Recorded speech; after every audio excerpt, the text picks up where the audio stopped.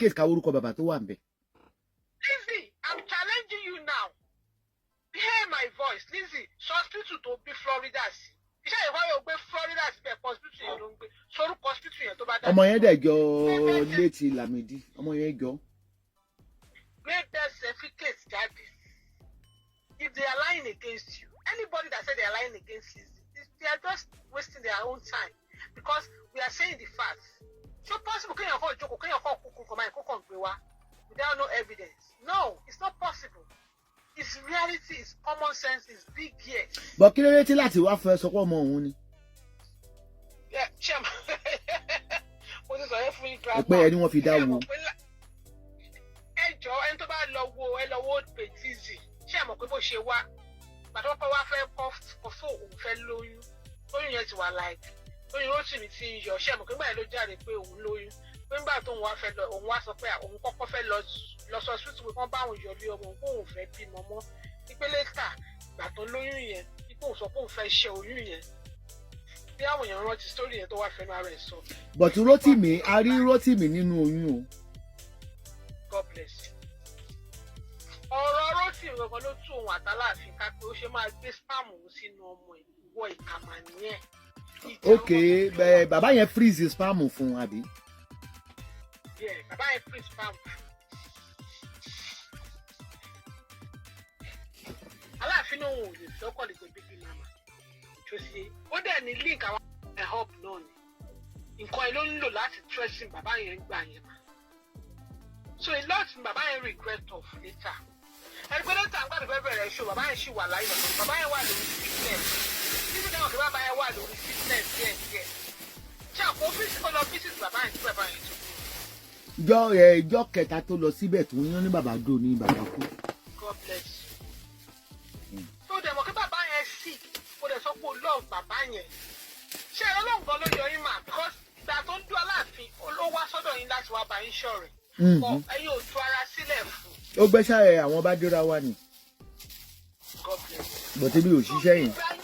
Two reasons Lizzie fi wá sọ́dọ̀ yín because ó ti máa sọ fún bàbá pé ó tún máa sọ fún bàbá yẹn àti bàbá yẹn wà láìpẹ́ pé ẹ má wọrí ẹ kí n lọ gba information wá ẹ kí n lọ lọ́rẹ̀ẹ́ because ẹgbẹ́ ayé oṣù máa praise Aláàfin ó dẹ̀ mọ̀ pé Aláàfin àti grandma wọn wà all together so why do you come to grandma when you are with Aláàfin ó ti jẹ́ bíjòyè àti pẹ́ẹ́pẹ́ long time àti manipulation. Mo ṣe sọ pé gbogbo oògùn àdàbí tó fi ń ṣe oògùn àwọn ọmọ mi kò lè àdàbí tẹ́ pé mi mò ń lọ bẹ́ẹ̀ Lizzie ó gbéṣẹ́ tó yìn wá nìyà n tó fi wọlé nìyẹn. Ẹ wò ó ẹ̀yin eléri ibú ẹ̀yin ọlọ́gàn má nípa kọ́ ọgọ́ wọn tó yìí ọgọ́ wọn tó wá ṣe asukọ́.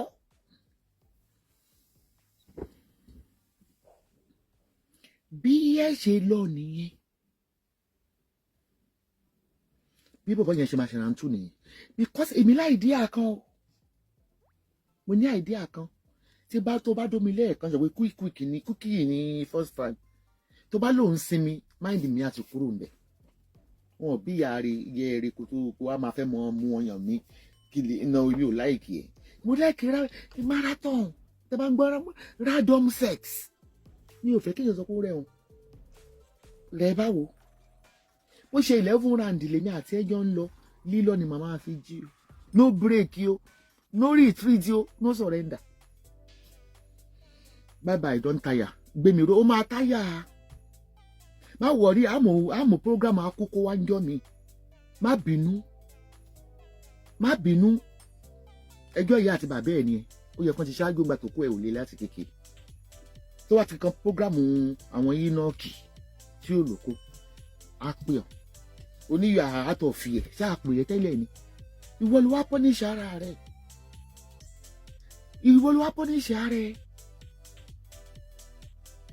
bí yóò bá lóko nídìí tó jẹ́ pandoro èyí ń yọjú má wọrí tó bá jọ láàmú àwọn tí ò lóko nídìí á wàá sọ má bínú sí mi bàbá ọkọ mi wèrè tó lóun ń lọ ibo ló ń lọ ṣé láǹtòrò ló ń lọ ni èèyàn ọmọ yá dáadáa ó lọ sí ṣé èèyàn máa ń dágbére kó tó lọ ṣé ó dágbére gbé mi ró ókè obìnrin ni gbé mi ró pápì ìgò lójú ọmọ ọ̀daràn bàbá àdúgbò òfófó àdúgbò olófòófó àdúgbò ṣe ò tẹ̀yìn ò lè wáṣẹ́ ṣe mo ní o bá mi bèrè bóyá ọkùnrin àti obìnrin ló ń sọ̀rọ̀ ni kí ló ti sáré wo profile pé obìnrin ní bá mi mò ń bá sọ̀rọ̀ irú yín ni wọ́n pè ní bàbá ilé ọ̀kan obìnrin lákìrìbò tó wà gbémi ró tó lóun ń lọ condition ló fà kó fẹ́ lọ condition ni.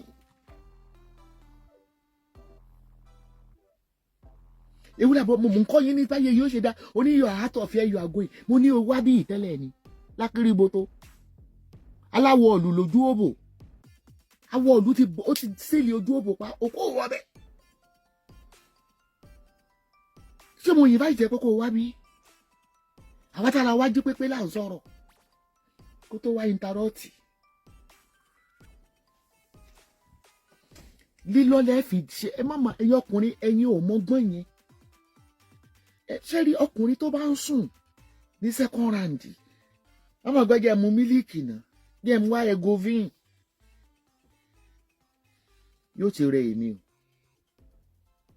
tó ara mi ìpẹ́ rọ̀ bó ṣe máa ń ṣe ẹlẹ́lọ̀ fún pàtó ṣé nígbà tẹ́ bá ń lọ yẹn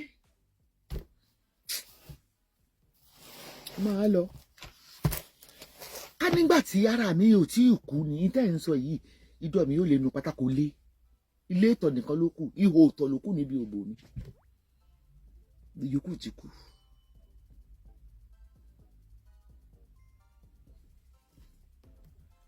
Arike Glamour, you are blocked. Block from my platform. Block. Did you get it?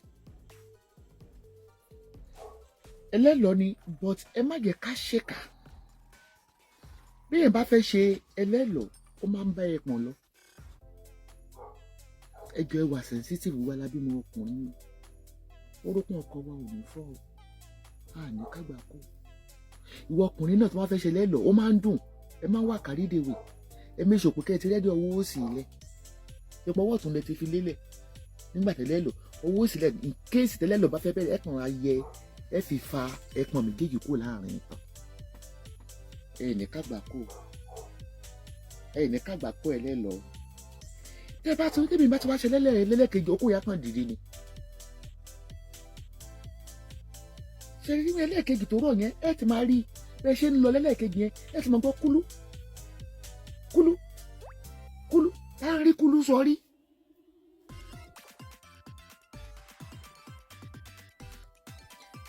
iléeṣẹ́ àdèkò ní tàtà ṣe tóun fẹ́ fi di ọkùnrin mọ́lẹ̀ ní kí n kọ́ àwọn ṣé kò ṣe lẹ́lọ̀ onímọ̀mí ti tàtà ṣe ń kọ́ tàtà ṣe ń bẹ lọ́jà àbòdì.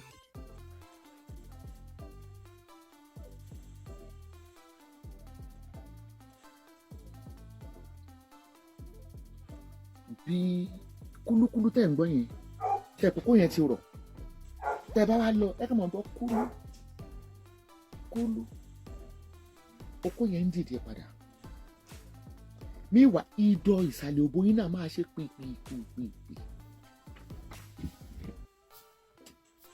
bẹ́ẹ̀ tó ṣe bọ́kùnrin yẹn ṣe máa tún kéèmọ́ lẹ́nu ẹ má tún dé ó rẹ́sì lẹ́lẹ́ẹ̀kẹta o lílọ́rì yìí ni o. ẹlẹ́ẹ̀kẹta ṣẹ̀pọ̀ ti ṣe méjì that is the only way tá a fi lè tẹ́mọ̀ àwọn ọkùnrin tó ń fi ní ṣe ìṣekúṣe ń tà yẹ ká bá yé wọn jẹ́ pẹ̀lú lílọ́. tó bá sọ pé dìá ẹlẹ́ẹ̀kejì mo ti di ṣáájú mo ti wà sàṣì báyìí bá wo tún mú ẹsẹ̀ tún lọ pé o gbọ́dọ̀ yọ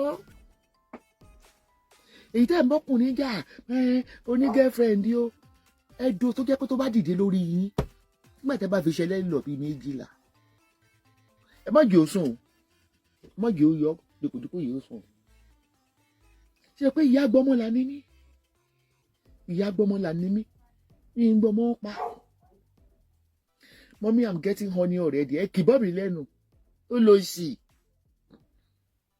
oníkókó lẹ́pọ̀n mommy I'm getting ó pe mommy ó wá ní ṣé o lè sọ fún ìyá ẹ pé you are getting honey wèrè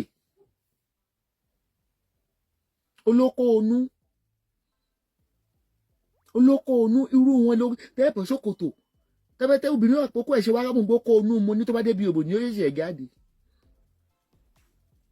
tá ń lóko inú bíi ti gbìn tọkùnrin ò bá lóko tó bá lè James kọ́ọ̀nù ó lóko ni torí mi ti bèrè rí ni oko bá lè tán gbogbo òjò báyìí lọ mo ní kí ló dé mi ò lè gbé léyìí olóko inú ni tó bá débi òbò yóò yọ ìfọgbọ́n lu òbò ní jìbìtì ni ìrẹsẹ̀ tẹ bá ti ní tó bá ti romance yín ní sáyé sòkò èyí máa tàn wá ní nàìjíríà pòkó inú lẹ ní láì ṣe ìgbìn tí ń kó sínú kára wọn tí ń jáde tí ń kó sínú kára wọn tí ń jáde àdá fún ẹgẹ black kókó inú òṣìwò ní tó máa ń sọ fún wa nìyẹn ló bá sì gàdí ìjọ náà torí bí ìbàjẹ́ kó sọ fún mi pé iye mi kò tètè mọ mi tètè mọ̀ pé rọ́ọ̀nù okó inú ìgbà tí mo jẹ́ kó domi ìjọ náà àní mo bòbò jẹ́ o repercussion ló dé bá mi báyìí ìjìyà ẹ̀ṣẹ̀ ló bá ní èmi náà bá ti wò pé ókè o bókó bá dé dì mí torí ó sọ gbogbo ẹ̀yàn ọkùnrin nàìjíríà máa ń parọ́ pé lóko inú kò sí nǹkan kan tí ń lóko inú oko máa ń kó sínú tí ò bá lè bí ẹ fẹ́ wẹ̀ but mo ń rò máa ń ṣe lọ́wọ́ oko ẹ̀ wá rí báyìí wá sọ fún mi pé tó bá dé nù dí mi ni yóò àgùn mo bá gbígbọ ìdí ìjọ náà èmi ò tó kó yẹn kéré gan èmi ò láì kókó tó tóbi but kò jù báyìí lọ nígbà tí wéèrè tí mo yọ̀dí fún un báyìí okó yẹn ò kan ìsàlẹ̀ ó tún wá ń sọ fún mi pé tí máa gorí òun ó ní tí máa gorí òun lóko òun ó yẹ ìjáde mo ní kò ní dá fún yàrá ìyá ẹ̀ òṣìtì mi mo ti ṣe lẹ́yìn fún odi ṣáàjì atẹ́gùn ló ń rọ́wọ́ ní òbò mi bó ṣe ń jáàkì torí okó yẹn ti rin kò ká mi lóbò oníwẹ̀ẹ́sì okó onú ó tún ní gorí òun wáyé kẹyìn ọkùnrin nàìjíríà máa ń lu jìbìtì òbó ẹni yẹn lu jìbìtì òbó wọn ń pè